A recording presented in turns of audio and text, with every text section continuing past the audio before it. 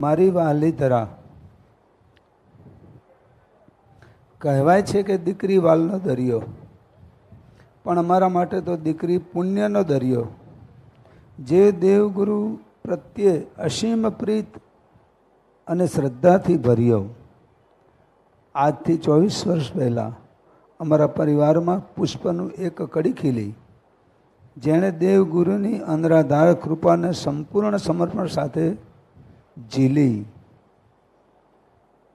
એ ઘડી હવે અનંત ગુણોથી ભરેલા પરમાત્માની આજ્ઞારૂપી મહેકમાં ભળવા જ જઈ રહી છે. જ્યારે કડી હતી ત્યારે ખ્યાલ ન હતો.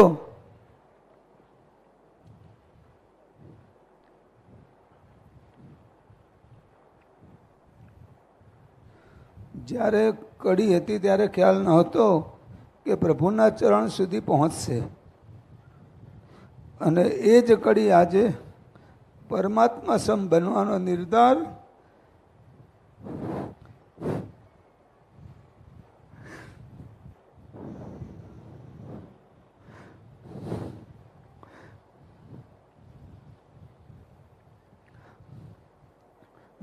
કરી મક્કમ પગલે આગળ વધી રહી છે.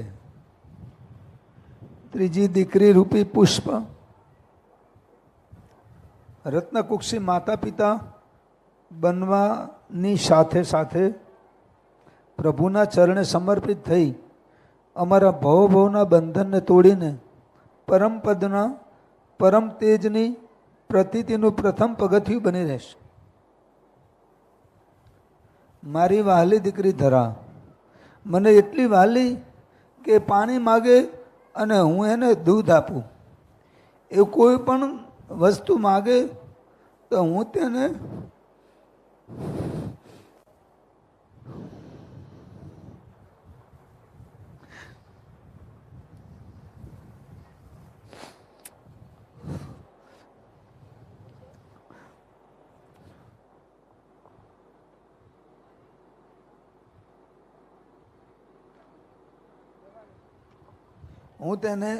ટોપ બ્રાન્ડની બધી વસ્તુ લાવી આપતો.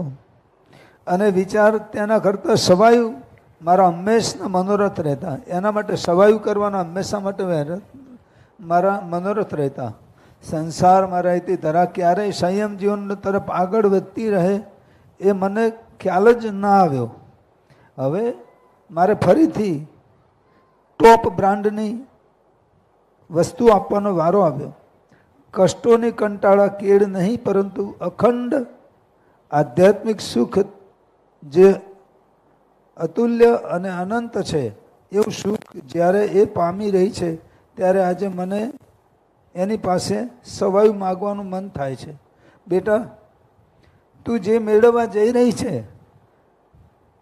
તે સુખના સૌભાગી અમે પણ બનીએ. સંયમ લીલો બાગ નથી પણ લાલ બાગ છે. મોહરાજાની સામે વિરાંગના બની વિજયી બનજે.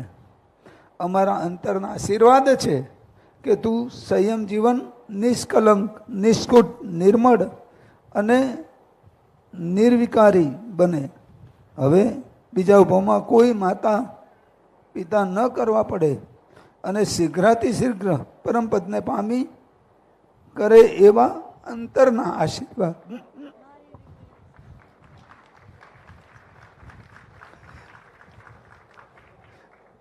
મારી દીકરી દીક્ષા લે,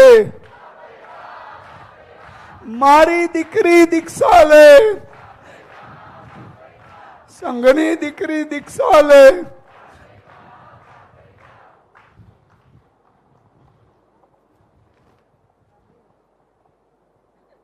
ઓ મારી વહાલી દીકરી, તું ત્યાં સિંહ બની અને તારા સ્વાધ્યાયમાં, વ્યાવચમાં અને ગુરુ ભક્તિમાં ક્યાંય કહેતા ક્યાંય પાછી ના પડતી. તું ક્યાંય અમને યાદ ના કરતી, જેથી તારા કોઈ પણ કામમાં વિઘ્ન ન આવે. બેટા, તારું નામ ધરા છે, તો જેમ ધરતી માતા કાદવ, કીચડ, દરેકની વિષ્ટા બધું સહન કરે છે, એમ તું ધરતી માતા બની જજે અને એ બધું સહન કરજે. મનુભાઈ આત્મારામનો પરિવાર અને મનસુખલાલ લક્ષ્મીચંદનો પરિવાર મારી અને તારા પપ્પાની ચિંતા કરવા બેઠો છે.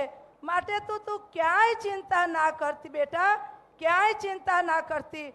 અને તારું ચારિત્ર પણ ખૂબ નિષ્કલંક, ખૂબ નિર્મળ અને ખૂબ સુખદાય બને એવી પરમ કૃપાળુ પરમાત્માને પ્રાર્થના કરું છું.